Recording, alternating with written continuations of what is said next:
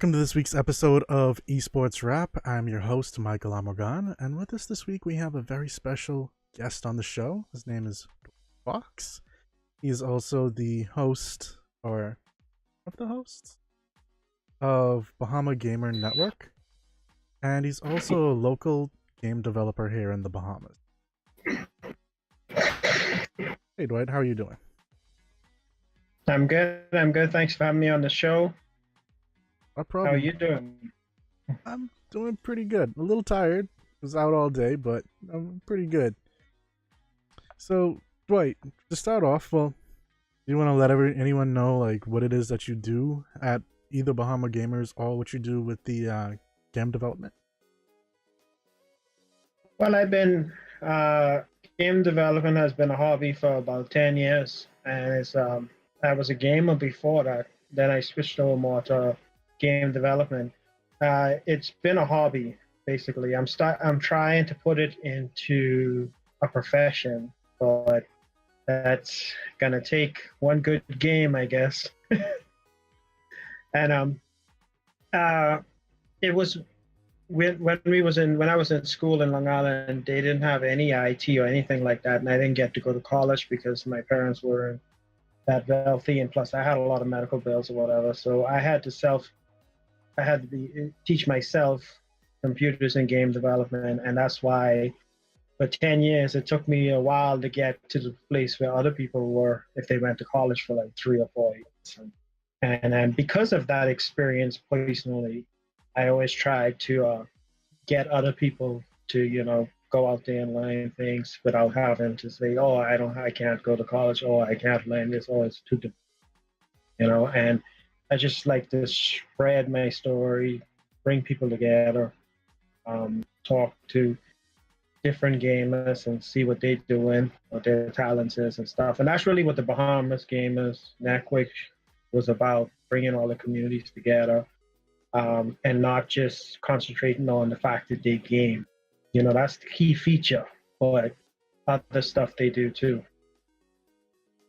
That makes sense. And just based off of how people actually go about learning stuff like that, like I know a lot of people actually prefer persons that take the initiative to learn for themselves instead of just taking like a 3 to 4 year course, because not only are you not just following a curriculum, you're actually having to go out there, put in the drive, look up the information, and actually learn it yourself, meaning you have to fully understand it. And it's not just something like your professor said, here's a line of code, make sure you include this inside the script. Yeah, there's a point I like to make a lot to people is there's a lot of trial and error in learning these type of things too. I mean, basically in coding, when you code any new lines of code, you have to go back over it and make sure you didn't make any mistakes, and then you have to test the code. So it's a lot of trial and error. It even comes to game development. You have to create projects and play around with things and fail a lot and get frustrated a lot and stay up a lot and fall asleep at your computer. Well, that's maybe just me, but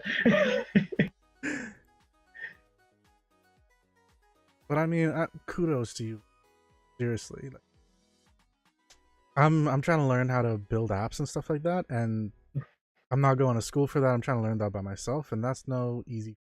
And then coding for games is you also have to learn how to do visuals and stuff like that as well, on top of just the regular coding. So I've seen your stream, and you're doing a mixture of all of that. So, in all honesty, kudos. And there's no better way I could really say it.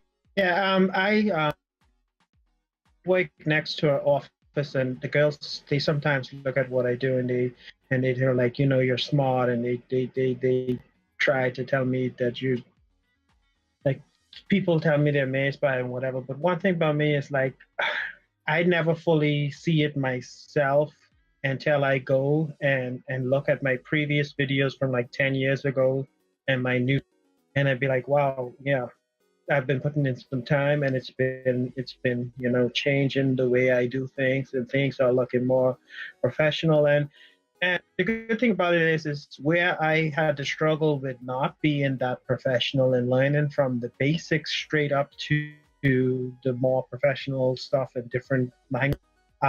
If I want to do something simple, I can do it. Some people, when they go to college, they're taught one way, they're taught one language, and they're like kind of stuck in that art style, coding style, or that particular. And when they need to switch it up to do something different, they may, like, all their work starts to look the same. Yeah, because they're learning from the same teacher essentially. Mm-hmm.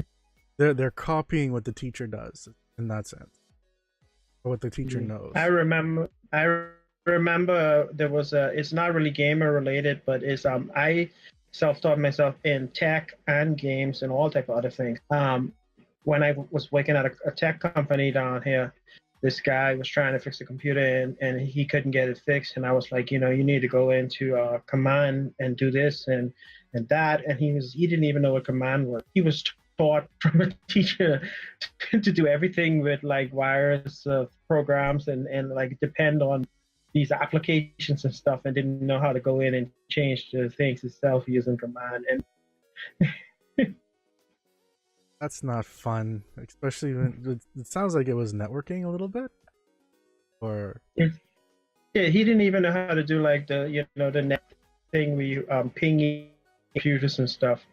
Wow. Okay. Because he was taught to use an application, he was never taught to use the command prompt. I was like, what if you have to go into safe mode windows or something, like, and the thing about it is, even if you're taught a way, why didn't he go and research something himself and learn a different way? And since that's tech we was on, let me get back to games. Gamers tend to do that sometimes too. Like they follow what other gamers are doing, what's fighting style they are using, what techniques they're using, and stick to that instead of trying things for themselves and trying to make their strategy unique, Yep. That's why it's always great to, in games, figure out different techniques, try out the different things, even if you fail. Like, I'm going to use this time to segue into the main topic, which is Soulcalibur. Soulcalibur came out 2 weeks ago, and I'll admit, some of my co-hosts and I were playing against one another. And, one of them, Chris, who, if you're watching, then you guys probably know who he is, then he and I were on even footing. Dwight, who is the usual co-host that I have for Esports Wrap, whooped my behind 10-2. Mainly because, and she can argue this if she wants. I don't know if she's actually listening right now. But it's because of a particular like combination where you do your supers against one another, and she would always turn and kick me in my back, and I have yet to figure out how to stop that and parry it. And so she just keeps doing it. It slightly triggers me at this point. But it's things like that. Learning different techniques, learning how to go against different maneuvers and stuff like that. That's the whole game about it. Like you were gonna say? Yeah, and switching it up. Being able to switch it up. That's totally key with, like, especially fighter games. And I know Soulcalibur has actually been around since 1995, if I remember correctly. And, the basic premise of the game is a matches and roll. I hope I did not name. Welcome to the stream. So that said, the basic premise behind Soulcalibur is essentially it's a sword that's developed a spirit of its own. It comes from the Japanese folklores of inanimate objects developing after a long period of time of them being used, their own egos or spirits essentially. And at this point, some people are kind of going like, what? That sounds kind of weird. But that's a whole culture thing over there. Like, there are brooms that will have their own like egos. There are like look at Beauty and the Beast. You had a flippin' teacup. and like a The whole shelf and a castle, candle, eh? an entire castle full of stuff that was moving around by itself. And this essentially goes along that same idea. Now, the thing about it is you have two weapons. You have Soul Edge, which is the like more negative energy weapon, and then you have Soulcalibur, which is made by the hero king of that way back time, and is more like a holy weapon. And so that's the one that the game's actually named after, the holy weapon. But the main one that you see is the negative one, especially with one of the more, well, I should, a character that was introduced back when I was a kid. Then again, the game came out when I was a kid, so that doesn't really give a good idea. But his name's Nightmare. He's the sword essentially corrupted him, made him like, because he wasn't so great in the head anyway. My favorite character. How is he your favorite character? Like Him and Siegfried. Well, okay, Siegfried isn't Siegfried the same as Nightmare? He's just Nightmare's the corrupted version. I like that from Eddie. I thought Siegfried was Nightmare's. Still learning things these days. But I mean that's that. I always thought that because I mean it's Siegfried who got corrupted, and then like Nightmare came about. So I always put it as, you know, that's the same person kind of thing.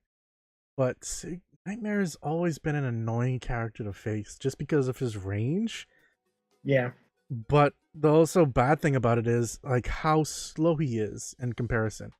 Mm-hmm. By the way, I also noticed that Edworld Daxon is also on. Welcome to the stream. Yeah, I'm sharing it out to a couple people. They came on before I shared it. I'm not gonna take credit. Well, I mean, I know these names from your stuff, so I know these are still your guys. But go on. Yeah, the thing is, we just spoke about Soulcalibur. We spoke about Soulcalibur today and the other day, and the thing is, that game is such a solid fighting game. I literally didn't play story. I just love and stuff, and that's why I don't know a lot of the things that you mentioned and what Eddie mentioned about Siegfried. I like this character, and it was like when I played. I think I played it for the first time in Arcade, and then I didn't get into it much then because the line was always long. But I got it for Dreamcast, and man, that just changed things in Long Island. We used to play Mortal Kombat and them, and everybody used to be like projectiles and stuff and all that. And when we got Soulcalibur, it's like, man, this game you gotta use strategy. You can't just go one thing after the next, spawning, button mashing. No, you had to go low, you had to go high, you had to sidestep. It's a really great game. And it was so great that I didn't even read none of the stories or something. We used to play hundreds and hundreds of matches on a Saturday evening and Sunday evening. Yeah, Dwight Lightborn is saying that there's some slight audio problems, and I'm noticing like you're clipping out every once in a while as you're talking. Heads up. But no, I completely agree with you with that. Like, I know the first time I played Soulcalibur was actually in I think it was called Sammy's in Florida. Sam's warehouse, I think that was. They were showing it off, and it was just a bunch of kids playing the game as like parents going about doing the shopping and whatnot. Boy, if I didn't spend mustily like an hour just playing that game, play versus the other kids, I fell in love with that game. When I got that on Dreamcast, the very first weekend when I invited all my friends over, and all us basically sucked at it. And it was a beautiful game. Dreamcast, it was beautiful on Dreamcast. There were a lot of great games on Dreamcast. I'm a little sad that they aren't really here nowadays. Well, Sega, that is, in terms of the console war. But I mean, they made some really good stuff back in the day. Look at Sonic. Sonic was Sonic Dreamcast. Adventures. Yeah. And like everyone was talking about Sonic back then, at least back when I was a kid. So much nowadays. Sad, but kind of how things. But sorry, go on. I think Windows might have been doing an update in the background. Maybe that's why I was clipping in and out there. So what I did is I disabled all my background processes. So hopefully it'll be better. Actually, yeah, you do sound a lot better right now. Eddie's saying, yeah, Nightmare is Siegfried. Dwayne's saying that he still has the original Dreamcast. Wow. Yeah. Wow. I don't know if you watched the show where I was making Eddie shame, where I was bragging about the fact that I have 35 consoles in my collection. Wait. How many? 35. 35? 35. Holy crap, dude. I have 3 gaming rigs PC and a gaming laptop and a VR setup, yeah, and a Nintendo Switch. I'm pretty much covered. The only it's the joke I always make is it's easier for me to tell you which consoles I don't have. I have had a lot of consoles over the years, but okay, so for example, I actually had an Atari back in the day. And then I had one was long gray, you lift up the top cartridge. I don't know why I forget. Anyway, the original Nintendo, the NES. Yes, the NES. Oh my gosh, how did I forget? Yes, the NES. I had that as well. Don't talk about games anymore. I don't know how I forgot the name NES. But like, then I went on a little break and I just were playing my friends' games and stuff like that. And now it's moved to the more like the Switch, the PS4, the Nintendo 3DS. PC has been my main gaming system for close to a decade now. Games along those nature. Well, me, I started out by inheriting. One of my older cousins, he's actually was the owner of Fox Locksmith and Travel Park. He left his Atari 2600 in Long Island when he moved to Nassau to work, and the only game that was on it was ET. So I inherited 2600 with ET. Nice. And I still killed that. And then finally I was able to get what did it name? Missile Command. That was the shit. Yeah. And then went on to Nintendo. So you were saying you went on to Nintendo? I went on to Nintendo, then I went on to Sega Genesis, then Super Nintendo, then N64, then Dreamcast, and then PlayStation. And then it was all PlayStation for a while. So no GameCube up in there? I didn't get GameCube when it was out. I got GameCube after the fact. I got Wii after the fact also. I got the Wii mainly because it could play and play emulators on it. Yeah, I got the Wii U mainly for the ability to do that, but also some of the games like Super Smash and other stuff like that. I wanted to play with friends and stuff like that. That's the real reason why I got that one. I got a Wii U because I thought it was cool as hell with the handheld screen. I'm a little disappointed with how the Switch went, and that now you can't really have that if you want it up on the TV. But at the same point, I kind of understand like the necessity of just being able to just like carry it around like that. Yeah. In many times the wife was sleeping and because I still was playing Wii U because Zelda came out on Wii U. That's what revived me playing it, and I just sit there playing it on the gamepad with headphones. I played Breath of the Wild on this one. By the way, Dwight, you're asking why no one's talking about Red Dead Redemption 2? Yeah. It's And too good. we did an episode about that. I think that was 3 weeks ago before it came out. And so there's probably going to be a follow-up episode a little bit later on. Like once we've actually gotten a little bit further into it, because most of us are only still in the second or third chapter, and there's like 8 chapters in this game. So I don't want to just like have an episode again without us actually knowing everything that happens in this game. Yeah. Michael likes to play his games, what he talk about. I bring people to play the games. But I pre-ordered Red Dead. I downloaded it, and I have not booted it since it became available since Friday. Yep. Which is sad. You need to but play that's like, yeah, but it's like the same thing with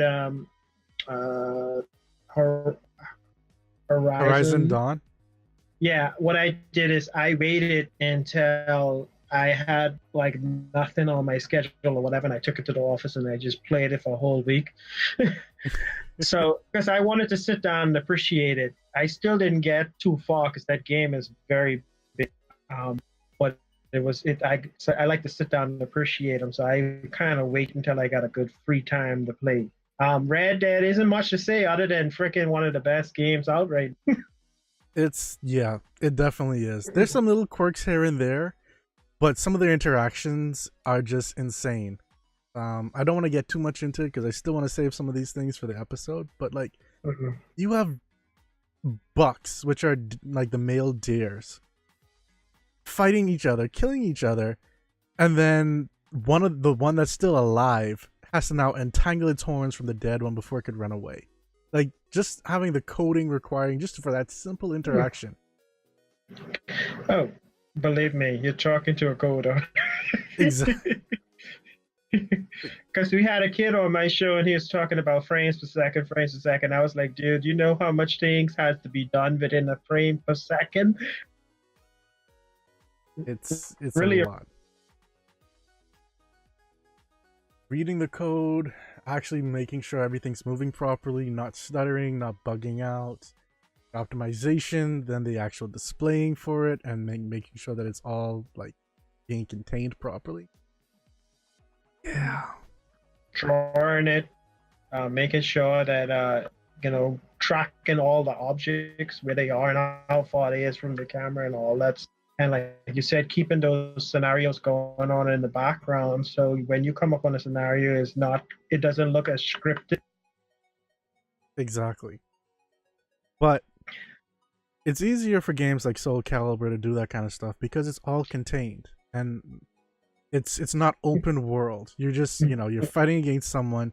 The most story that actually happens, it's either you are watching a visual. It's almost like a visual novel in a sense, where it shows like, hey, person pops up, text, next person pops up, text, and then you might end up inside of a fight somewhere. But that's how Soulcalibur is. It's a fighting game. It's not there so much for this like to wow you with its like movability. It has a solid story, and it's built up over a decade now of story. From the original game that came out, which was the arcade game, which then they ported over to PlayStation, which I killed back in the day when there were arcades here. And the good thing about it is it has all that story and stuff if you really get into it, but it also allows for someone to just sit down and jam one session and that's it, and they get the good experience right there and then they move on. And that's what I like about Soulcalibur. And it does intimidate a lot of newcomers because it's such a like sidestepping and all that, and different weapons really decide what character you're gonna go against what character. It's the balance. It's balanced. I wouldn't say it's unbalanced, but you if you pick a certain character, you're gonna have difficulty beat a particular character. Yep. You said it with Nightmare. Even though he has that long sword or whatever, he isn't as fast. And then you could come in with Maxi and beat him up with the nunchucks. But then the problem with Maxi is Maxi doesn't take off much life with his combos. Exactly. So you got to come in a lot and Nightmare just swing one big sword and knock you halfway. So it's a lot of balancing going on. It's almost back in the day when I was trying to get one of my boys to play it. I was like, it's almost like you're literally in the fight where you're fenced and stuff. Yep. Like you have to watch your opponent really good and see what and like what he's gonna do and know how to counter it. And it's not even just that. Sometimes you have to be careful of what you are doing yourself. For example, my co-host Chris, he and I were fighting, and he was playing Kalim. I remember that server. And essentially, she's a very fast character, like among the fastest in the game. And I was playing, I forget exactly who. But anyway, he jumped, like he was trying to do a jump attack. And I was at the edge of the ring. He jumped over me and ended up in a ring out. And this is not me not even touching him. Like I didn't even. Sorry for that, folks. We had a technical difficulty. And we're back. We will be looking into that issue. And so keep an eye out for that in the future. For that not to happen.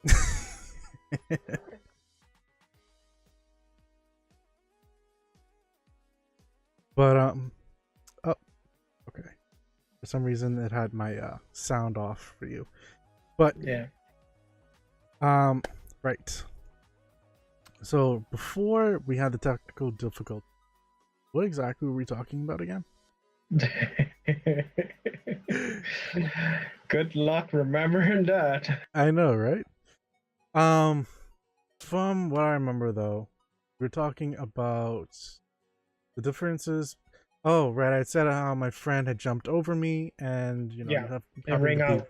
yeah, and having to be careful about like even how you yourself play. It's not just a situation where you know you have to watch others. If you act up and try to be a little overzealous, you can end up outside of the ring as well. So it's always something to keep in mind. And a lot of fighters, they are so used to the environment being clamped. It gets them a bit when they go into a game where you can actually get ringed out. And I've had a lot of people who started like playing it, never played it before. It was like surprised by that when I sent them flying off the stage. Which Nightmare was very good at doing with that big sword. Yes, he was. Yes, he was. Especially when it comes down to the fact that, you know, like you said, he was very good at doing with that big sword. he I'm hearing feedback on me, just so you know. Yeah, I opened it up by accident and it still came up. Sorry about that. But like you were saying, he has some major damage that he does because that's the type of character that he is. You've got fast characters, you've got medium characters, you've got slow characters, but they all kind of balance themselves out based on how they actually play and what weapons they have. And sure, there's story modes that you can play, and the story mode is actually kind of interesting. Yeah. And it like allows you to learn about all the different characters and their stories, which is something I think that's new to Soulcalibur VI. It's definitely new to me, and I know I was enjoying that. But I'm gonna get Soulcalibur. Just wait a while when games like that come out, because sometimes they have to do patches and stuff, especially fighting games when it comes to balance and stuff. And then they also release DLC characters and stuff. I like to get like the ultimate condition or the complete edition. I know there was one character that was not coming out within the normal roster, but it came out the same day if you had the season pass. And so that was a little weird, I'll admit. But I'm getting some like fan or something feedback on your side. Actually, the fan and air condition. I'm about to tell the wife he tried to kill me.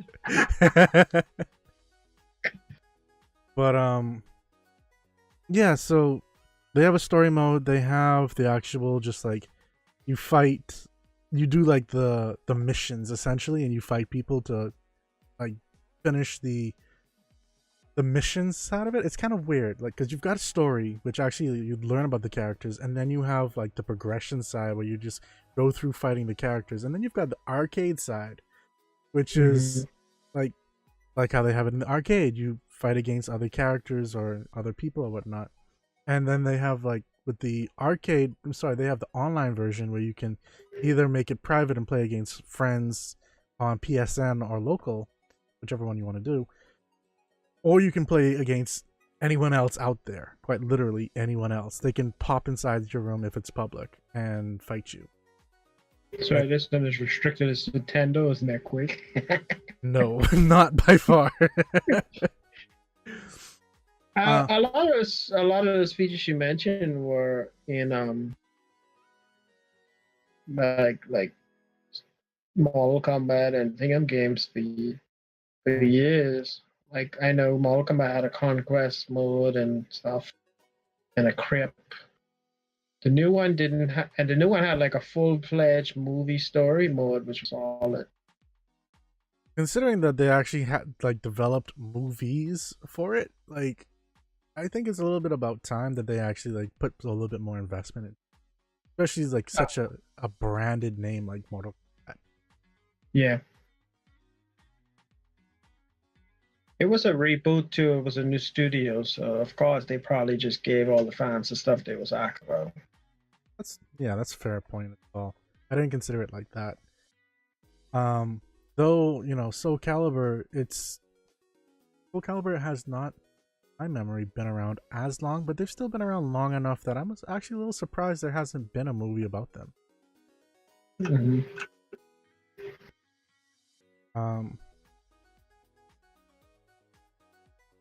Don't think. Well, let me double check that.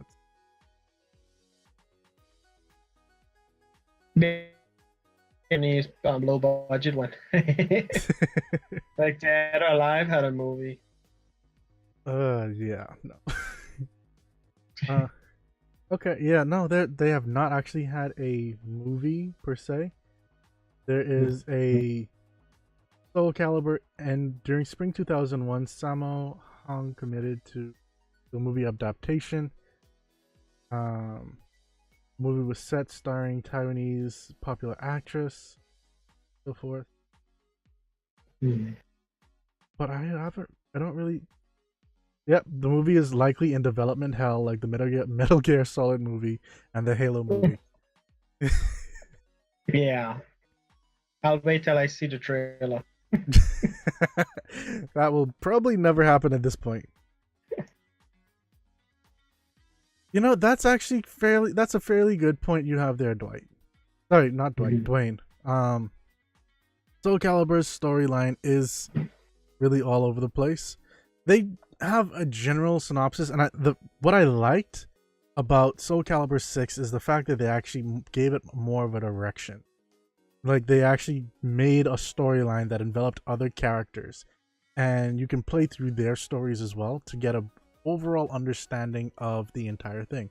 And the game actually starts out with the introduction of what Soulcalibur is all about.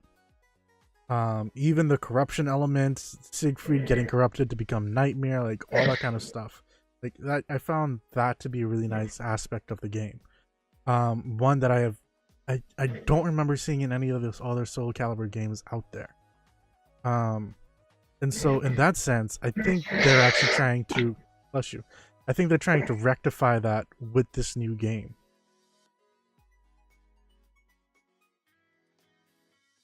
But overall though, like we've had Soul's Edge, which is the original weapon. That was the arcade version of the Soulcalibur series. Then Soulcalibur, the actual game, like the Dreamcast version, which was 1998. Soulcalibur 2, 2002, 3, 2005. Legends, which is 2007, which is on the Wii, which was a spin-off title. Then There was 4, which is on PlayStation and Xbox 360 back in 2008. Then there was... Sorry, what? I didn't like 5. You didn't... Why didn't you like 5? I don't know. I can't even remember. That's the right there shows you something. I tried to get back into it with 5, and I don't know if I picked the right one to try to get back in. Yeah. I know there was some... Not everyone was all for 5, much like how not everyone's all for Street Fighter 5. Street Fighter 5 was junk. They released it with 20% game, tried to patch everything on top of it after they released that. It just said this is for all ages, so I won't do my angry video game version of that.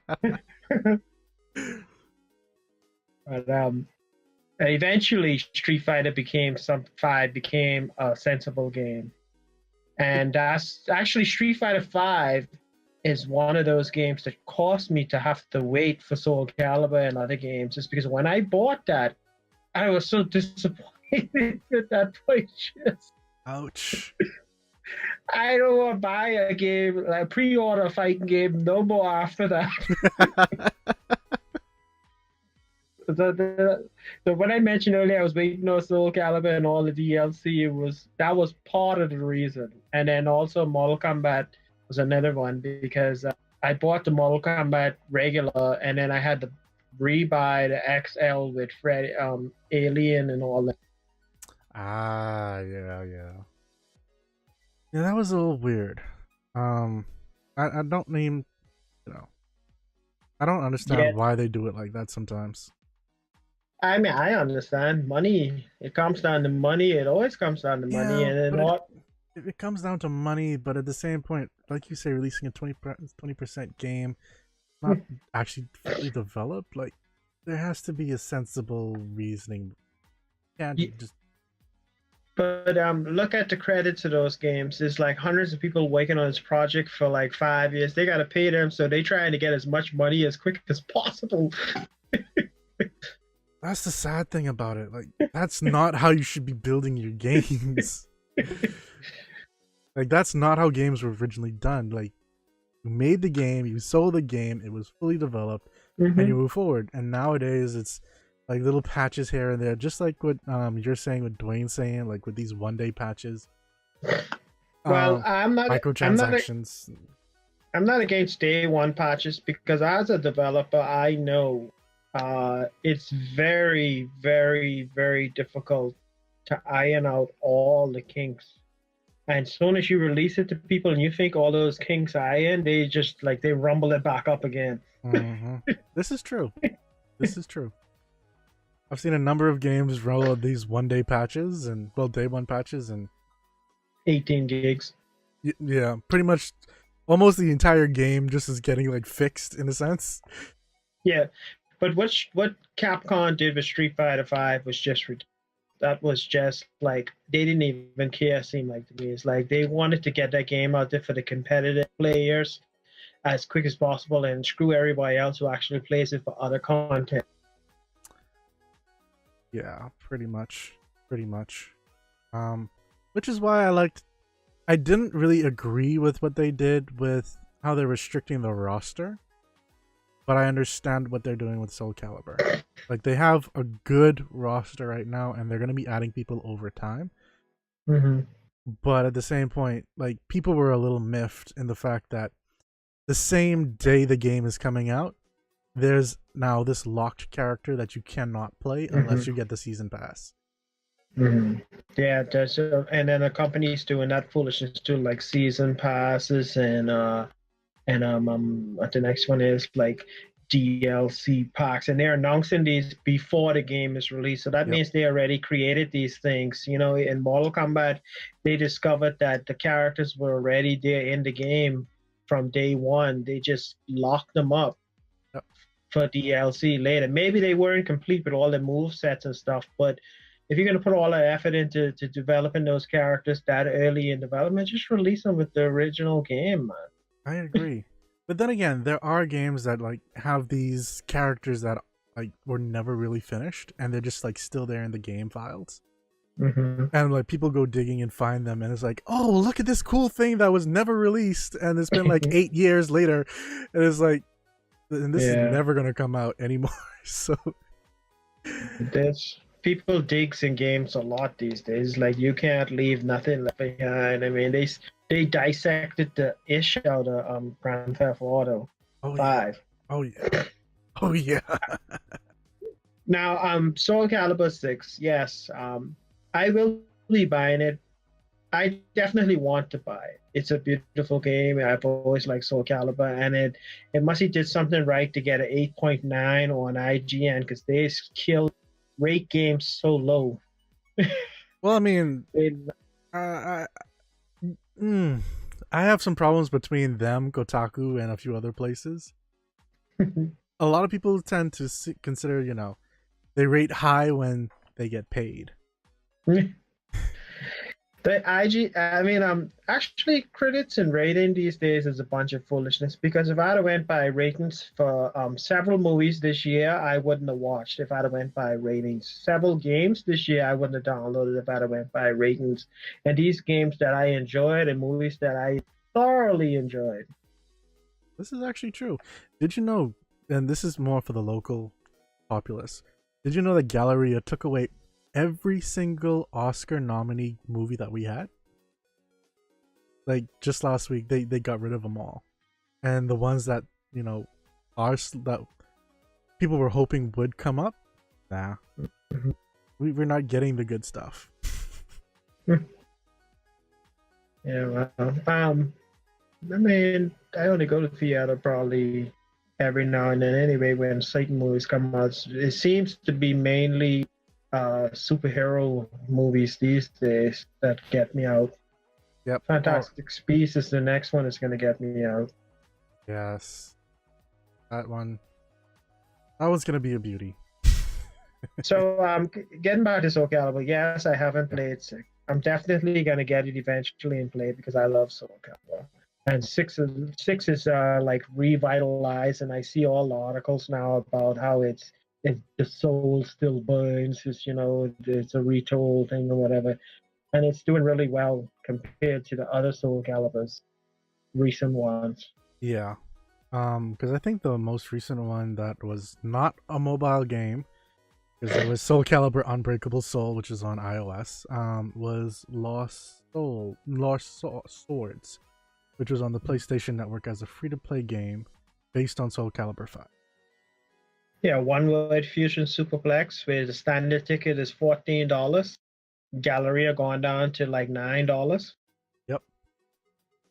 I don't know why they would put their standard ticket at $14. At least offer an option that is equal to your competitors. I know there's new seats and new theater and stuff, and you don't want people coming in and destroying your stuff if you're giving the cheap price. But I mean, at least if you go to Wendy's and then you go to McDonald's, some of the prices are very similar for certain items. It's not like everything at Wendy's is higher than every McDonald's. Well, I mean, I think part of it is because of the experience. Like, I was able, getting into another topic here, but my co-host and I were able to go in before, take a look at the setup. But again, they were still setting it up. Yeah, I'm not disputing that it's definitely a newer and different experience, but I was just saying that they should have offered a standard rate that was very close to the competitor. I completely agree with that. I think their thing is, they have the IMAX name or so they're trying to give like a certain level up there. But again, like you said, that's their standard one. That's not their IMAX, which is so they have standard. If I remember correctly, there's like 3 or 4 different levels, and standard is the base one, which is you can typically go to like the movie like Galleria here and watch stuff on. So I'm and down in the company that I'm just saying in the States where I went, there was IMAX places that had their regular standard for like $6.50. So you had the IMAX choice, or you had the regular ticket choice if you didn't want to go through the whole IMAX experience. Exactly.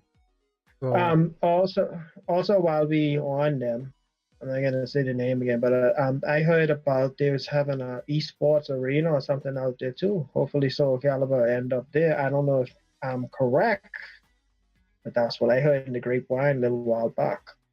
I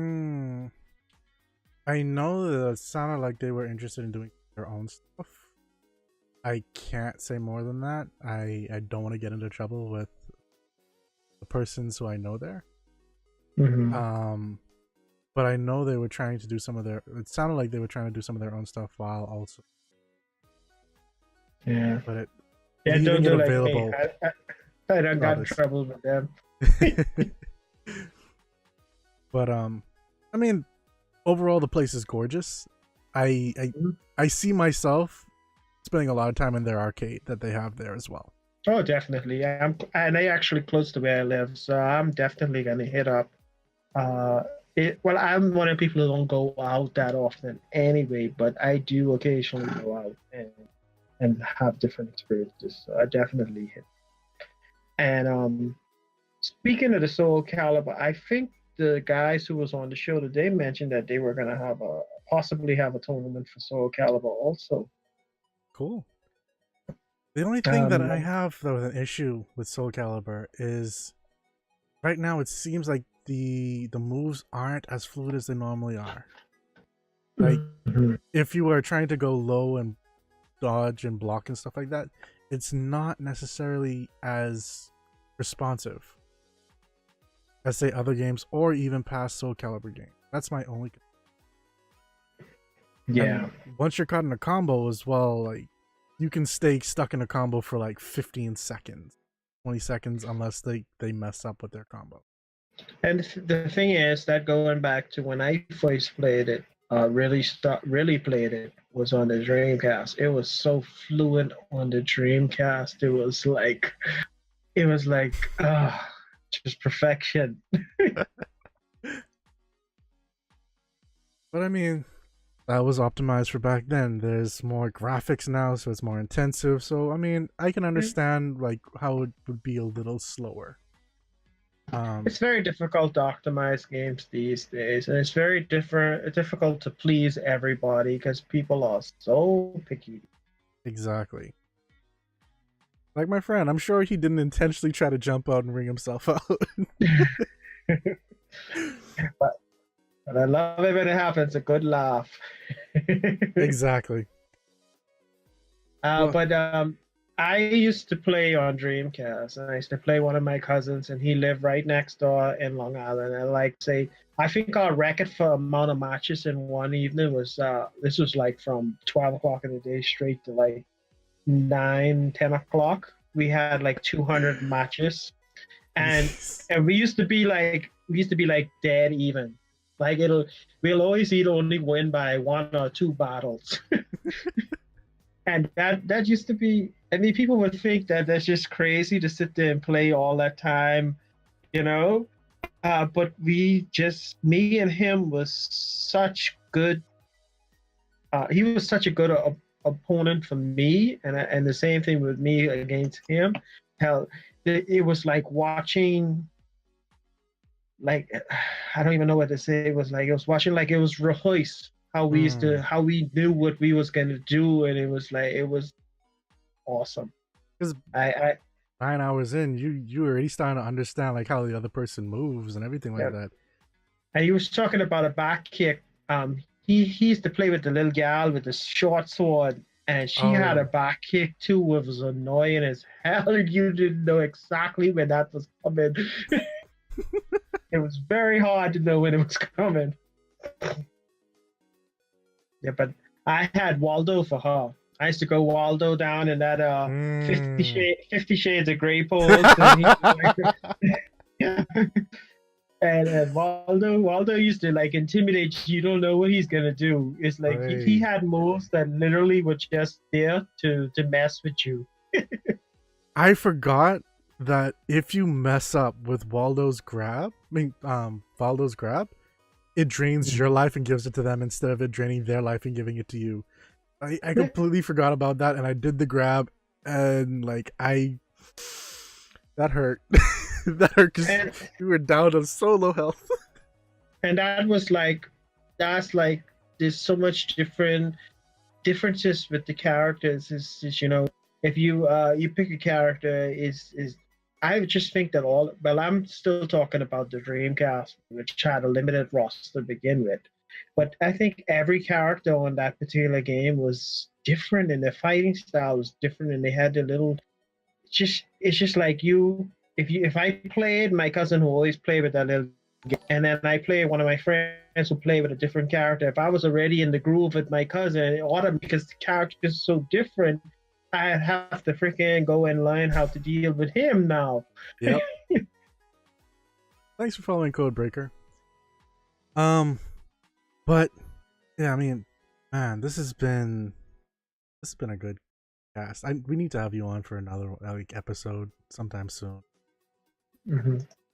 I was used to be looking at my screen a lot, but I was trying to bring up the pictures from today. I think the guys did mention they was doing a Soulcalibur, possibly. Okay. It's in their list of games. Okay. Well, I don't want to do too much internet, but you said you didn't get a chance to see the show today. No. In that particular video, you don't need to watch the whole thing, but in that particular video, in the description, I actually put a link for their group, their page.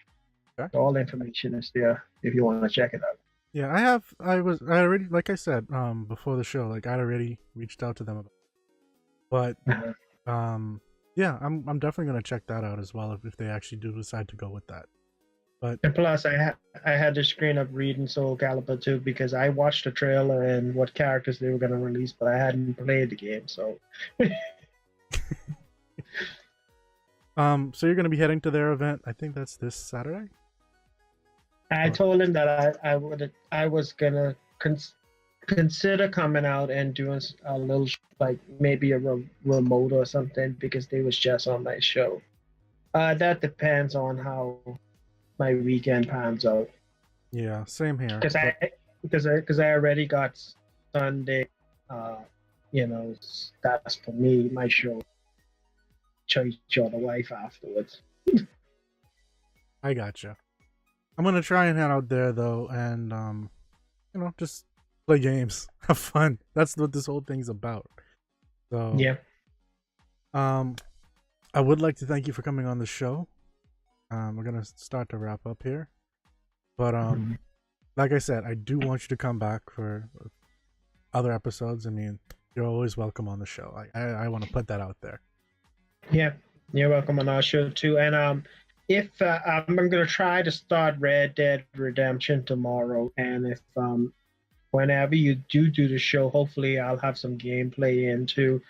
If you don't have anyone for that show, you could call me up, or if you have somebody to talk about on that show, let me know when you do it so I could come in the comment section. I mean, you could still be on the show even if I have other people. Like we can make space. Yeah, and then I noticed you have a chat up too. That's a Discord chat up on it. Well, I'm on Mixer, Periscope, Twitch, that's the restream chat then. Yes, exactly. Yeah. I haven't integrated the Discord. People typically talk when we're not having the shows in the Discord, so and they decide to, jump into the stream and actually have their conversations there. I haven't integrated that part of it. But I'd like to thank all of our commenters for actually joining in with us. I see some people have still stuck around to the very end of the stream, even with the technical difficulties that we've had. Dwight, is there anything you want to leave off with before we head off? When I buy Soulcalibur, I get back into it. I can beat all y'all. We'll see. Watch this now. I'm gonna kick his butt. Yeah, we'll put it up on stream. Let's do this. As always, folks, time to wrap up, and so I'd just like to let you all know. Don't forget, Esports Wrap will be back next week, Tuesday at 6:30 p.m. Eastern Standard Time. Our other show, MOAR Tech, is going to be on Thursday, 6:30 p.m. Eastern Standard Time as well. If you've missed any part of this episode or any of our past episodes, feel free to head to moarcookies.com. That's MOAR cookies.com, or check us out on YouTube or if you listen to podcasts, we're on iTunes, we're on Spotify, we're pretty much anywhere that you listen to your podcasts, or just plus just head to our website and I you can got watch this everything. at E3. Nice. He's showing his Nintendo Switch lanyard. Said you should just switch. I have Cappy too. The Cappy cap. Oh, nice. But until next time, guys, take care.